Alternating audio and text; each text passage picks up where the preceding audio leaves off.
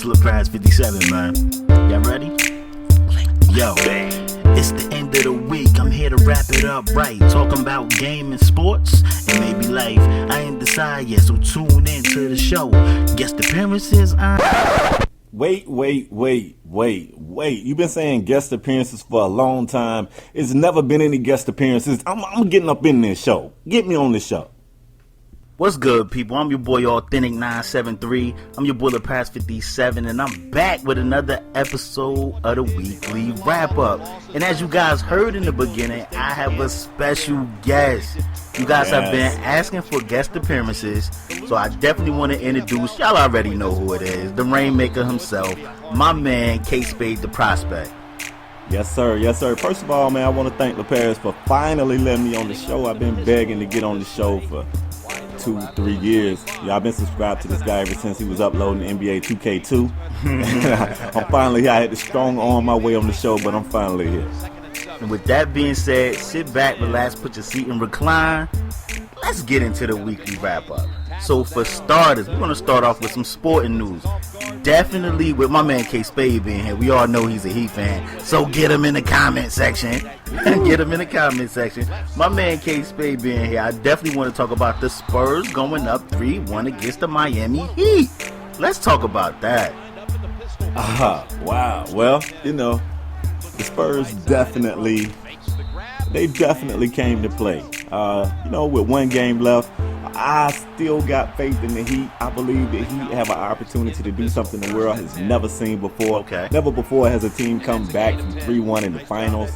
And, it's not going to be an easy road, but I believe that he can pull it off. But one thing has to be said.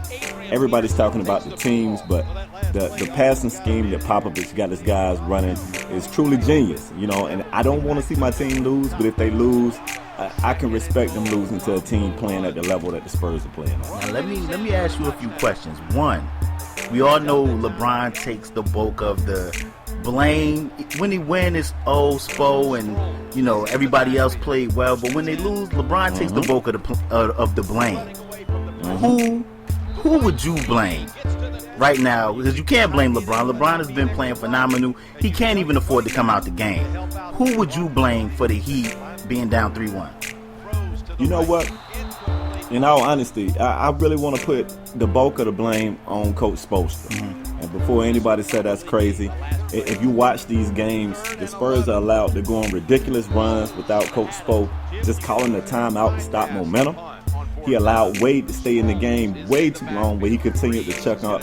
I thought he was trying to build a brick house for the Three Little Pigs or something. Mm-hmm. And we can't get away from the fact that, like in Game 3, Chris Bosh shot 100% from the field, but only took 4 shots. The Heat continued to just forget about who has the hot hand. Even in Game 4, Bosh came out cooking pretty good, and after a while, they just went away from him. And that's where a coach who's not on the floor should say, you know what, guys? This guy, let's keep running our offense through this guy. So Spo, to me, gets the bulk of the blame. I mean, the players obviously have to take some responsibility as well, but I put the bulk of it on Spo. Now let me say this. Now, me, I'm gonna toot my own horn right here. I've been saying since the regular season that Chris Bosh doesn't get enough touches. And to me, I seen Chris Bosh sitting on the sideline, and it seemed to me like he said, "Give me the damn ball." That's what it looked like he said. Now he probably should have said it. Yeah, if he didn't, he should have said it. It looked like I was trying to read his lips. It looked like that's what he said. But to me, I think they have to get Chris Bosh the ball way more. Maybe take a few of them isolation plays away from Wade. And I want to ask you, do you think Spo? We're gonna talk about the Spurs too, y'all. Relax. Do you think Spo should change up the lineup? Should there be any lineup changes? He got to change something. I mean, right now he's getting absolutely nothing from Mario Chalmers. He hasn't gotten anything from Chalmers. But isn't Cole hurt? Yeah, Cole is hurt, right? I don't know what's going on with Cole. I mean, we're going to have to quickly change subjects because this is something we could talk about forever, because I never understand the lineups that Spo run. I never understand them. I mean, I was told that Beasley's kind of on punishment. I'm doing air quotes or something over here. He's kind of on punishment for playing bad defense, and I can get that. A lack of effort on the defensive end. I understand that.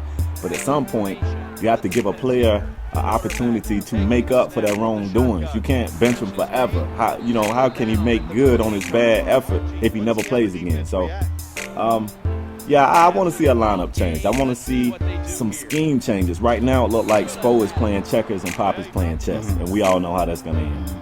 Now, I want to speak on the Spurs for a little bit. Now, to me, the Spurs has been playing phenomenal basketball. It looked like they wanted way more than the Heat. Not more than LeBron, way more than the Heat.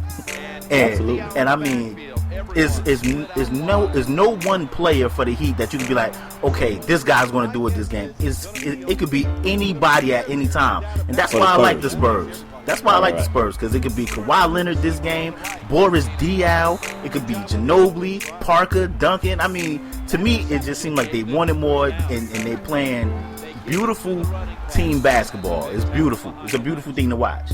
And we're gonna move on. We're gonna move on because you told me something about LeBron earlier in the week that I definitely wanted you to speak on. Yeah, a story just came out this week about LeBron selling stock, his piece of Beats by Dre for $30 million. So this story was pretty interesting to me. I figured the listeners would like to hear this. Back in 2008, during the induction of the whole Beats by Dre thing, LeBron was approached and asked, to wear Beats by Dre.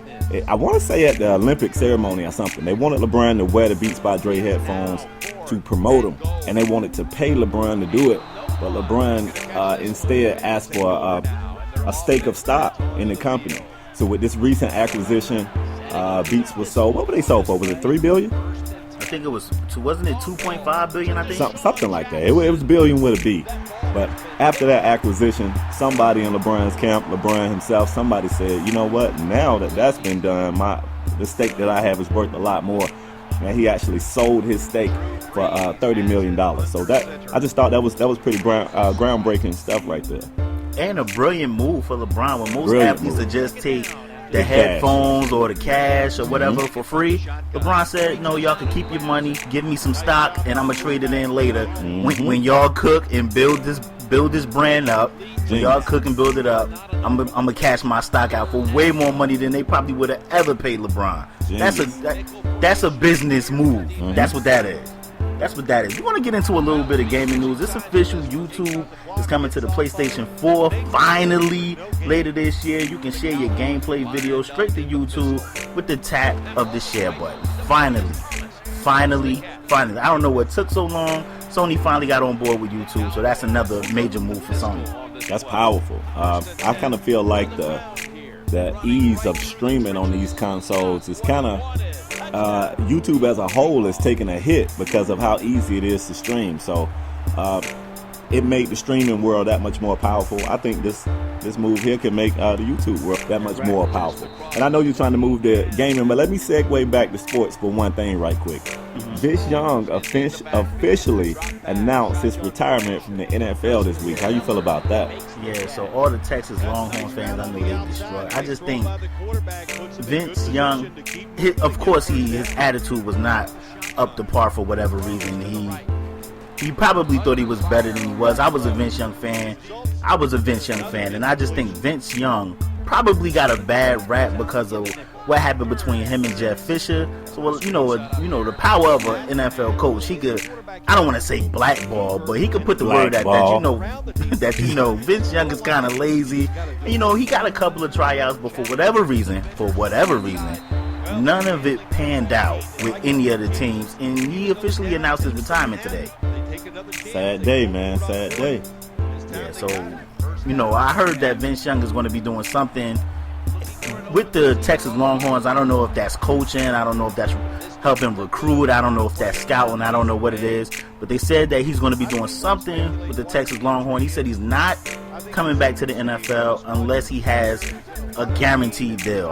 Everybody wants that guaranteed money. And we already know how guaranteed contracts work in the NFL. There isn't any. You get cut, you know what I'm saying? You get injured, you get cut. That's just what it is. Yes, sir. Don't be a person that they already don't like. Then you're definitely not getting the job. I.e., T.O., Chad Johnson, Vince Young. So we're gonna move back to gaming. The PlayStation Now beta for the PS4 will be available for everybody on July 31st. A lot of people have been releasing beta codes now for people to try out, and I think every gaming company should release betas and alphas to improve the game, because you never know, you know, what type of little bugs. And the only way a dev is going to really see that is by releasing betas and alphas and letting the community, the gaming community, play whatever they're releasing. I think that's a plus. I definitely agree. You know, now as gamers, we got a responsibility as well. You know, you can't jump on your social media and bash these betas and alphas. The whole idea is for you to provide positive feedback on what needs to be tweaked before the actual version comes out. So we need to make sure we do our job with this as well. Especially when they releasing betas and alphas. Some people will just give you a game with no demo, no beta, no alpha, and be like, here, play this. Exactly. They at least want to get it right. They at least trying to get it right. Regardless whether they get it right or not, the attempt is there to try. You can't hate on trying. Certainly can't.